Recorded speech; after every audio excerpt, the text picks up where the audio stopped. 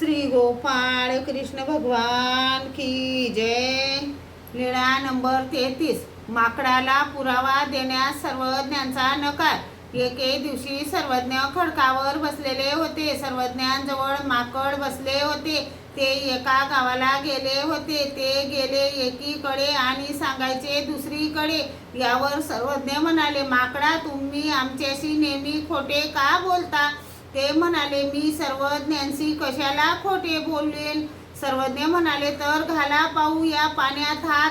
हो जी म्हणून हात घालायला लागले। सर्वज्ञांनी श्रीकराने वरच्या वर हात धरला।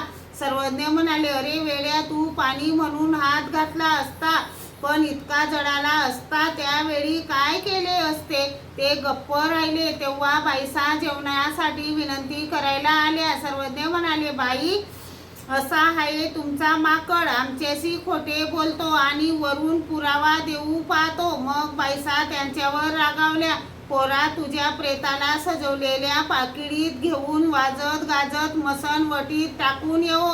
मग सर्वज्ञ जेवायला गेले। श्री गोपाळ कृष्ण भगवान की जय।